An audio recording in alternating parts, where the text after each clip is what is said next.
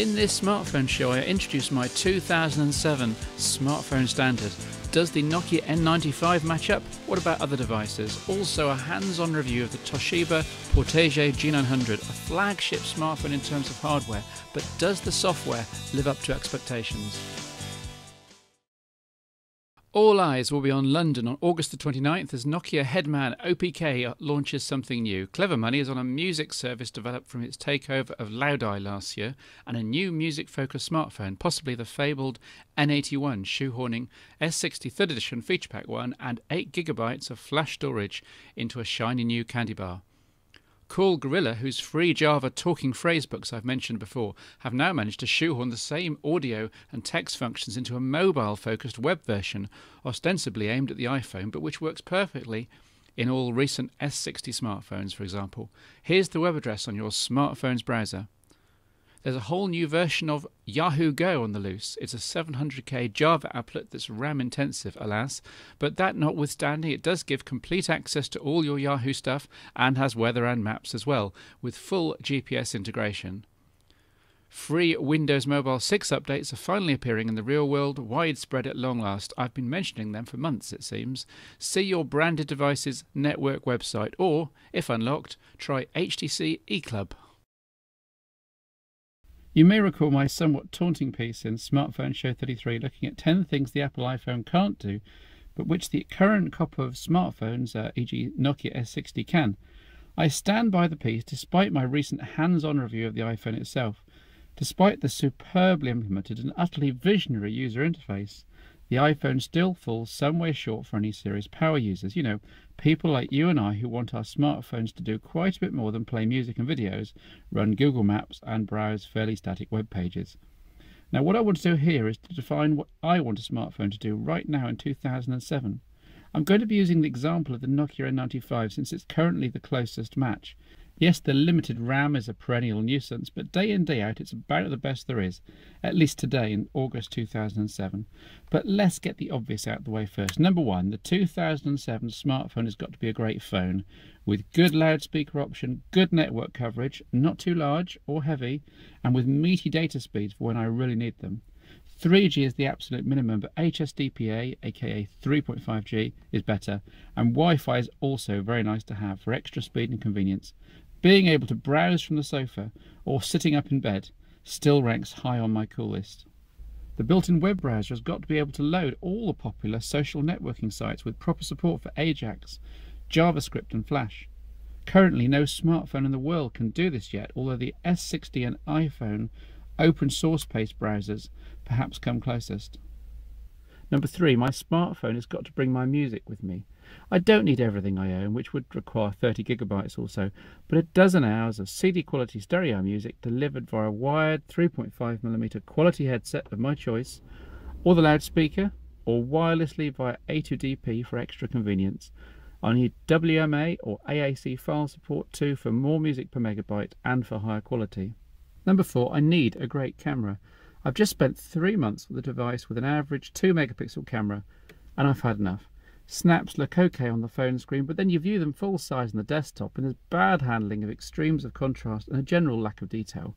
Switching back to the N95, I was blown away, not just by the resolution and detail, but also the perfect handling of light and shade, with the N95 semi-professional glass optics. 2-megapixel plastic lens cameras don't cut it anymore. This is 2007 and I need a lot more. Number five, I need an emergency camcorder that produces video that can be watched without embarrassment on a TV or DVD. As someone with an immediate family, there's plenty to record. Children playing happily, or walks by the lake with your partner. Yeah, right, my wife thinks. Or the moment when you spot a really rare car or steam drain. You don't want to lug a camcorder everywhere, so your smartphone has to do double duty here. The minimum resolution I'll accept is VGA, but full DVD would be even better, ideally at 25 or 30 frames a second. Number six, I need GPS. I know, it's previously been a luxury, and a Bluetooth GPS is small and relatively cheap. But you've got to remember that to A, bring it along, and B, charge it. Again, this is 2007, and for a top-flight smartphone, I expect GPS to be built in. Whether it's geotagging your photos, wanting an aerial view of your current location, or enjoying voice-guided navigation, GPS is now firmly on my must-have list. Number 7, I need an encrypted way to store my ever-growing stockpile of confidential information, pins, passwords, accounts and reference numbers. And I need to bring along reading material for long journeys. And I'd like to stay in touch with my friends, with JIQ, Twitter and instant messaging. For now, all these functions have to be handled by third-party software on most platforms, implemented ideally as native, fast applications, but otherwise as Java programs. In 2007, there's a lot more to being online than simply email and web. Number 8. Finally, all work and no play makes this Steve a really dull boy. I love unwinding at the end of a day, or whiling away train journeys with a really great game, so I need a decent selection, from sports sims to brain strainers to card favourites. Luckily, there are dozens of top titles for Windows Mobile, S60 and Java. Add in enough processor power and RAM to work in, plus a battery that's up to lasting through a day of heavy use, and you see that all this is quite a shopping list, but one which I think is achievable in 2007. Even the N95 itself doesn't quite match my 2007 specification, with no flash video support, poor battery life, and a degree of crippling because of the limited RAM, but the N95 does get a lot closer than anything else, with most current smartphones only ticking 2 or 3 of the requirements, and the Apple iPhone arguably only 1 or 2. Your smartphone should be able to do all the above without breaking sweat, and be whatever you need it to be.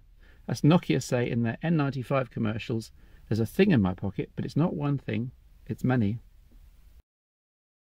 If you think about mobile device usability and functionality as complementary scales, you'd have the Apple iPhone at one end here, and most S60 smartphones somewhere around here, Windows Mobile Standard and UIQ based smartphones here, and right over here, if I can drag it back, you'd have the Toshiba Portege G900, which in itself isn't a problem. The G900 isn't trying to be a smartphone for every man, but rather a powerful mobile computer for professionals who've got the time to get to grips with it and the technical ability to understand the various functions.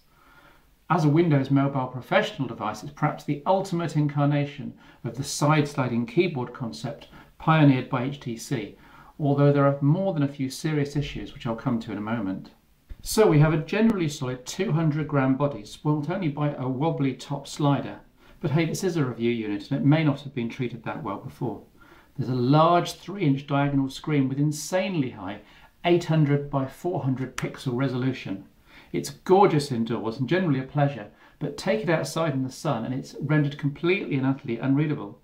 Still, this is more of an office, home, train PDA, so maybe this doesn't matter too much. The high resolution display certainly makes for some very smooth fonts generally, even if they're a little small in some applications. As you'd expect, Internet Explorer comes with a high resolution mode and enables you to view websites at full size, but the text is then so small you can't read it. And unlike the iPhone and S60 browsers, you can't click on an area to enlarge it. Web browsing is also hampered by Internet Explorer itself, which is really starting to show its age and makes a poor fist of many modern sites. So much so that the Toshiba saw fit to include the Opera browser in the G900's ROM, except that this doesn't seem to make much use of the high resolution screen, even in its desktop mode. So there's really no compelling reason to get the G900 over any other Windows mobile device with a standard quarter VGA screen. The rest of the hardware is impressive, with superb QWERTY keyboard with great tactile feedback and clear graphics. The left and right function keys are a little offset, but you do get used to this. There are hardware shortcut buttons for Internet Explorer, Inbox and Contacts, and the front panel buttons are also superbly contoured. Around the G900 sides are the usual headphone, mini SD and mini USB ports, all protected by quality flush-fitting tethered covers. Top marks here, Toshiba. The back of the device features a huge camera moulding with a tiny low-res 2-megapixel camera tucked away off-center. A strange design decision unless they're planning a version with a much better and larger camera. The application set is standard Windows Mobile Professional with the addition of a handful of extra Toshiba utilities, including TipTalk, Toshiba's own voice over IP solution, and a fingerprint recorder. This is mainly for extra security to unlock the G900, but I'm sorry, to me it's just a gimmick, especially considering the placement of the fingerprint scanner on the underside of the popped out screen. Despite a fast 520 MHz processor, the G900 often felt sluggish, perhaps due to inefficiencies in the code driving this big screen. Applications multitask well enough on the device with almost 80 megabytes of free RAM for programs to run in, although there's strangely only 27 megabytes free on the internal flash disk, so you better order yourself a big mini SD card. As a high-end business device with 3G, HSDPA, Edge and Wi-Fi, you're certainly well catered for in terms of communications, but I'd argue there should have been more quality control at Toshiba's end before putting this out the door. 3G reception was poor, battery life was poor, sound quality in calls was poor, stylus taps were often missed, and Wi-Fi connections proved very hit and miss, with errors popping up in the middle of an otherwise working session. With some big game-saving firmware updates, the Toshiba G900 could well be worthy of the flagship title, but in its current form it's more likely to disappoint than to impress.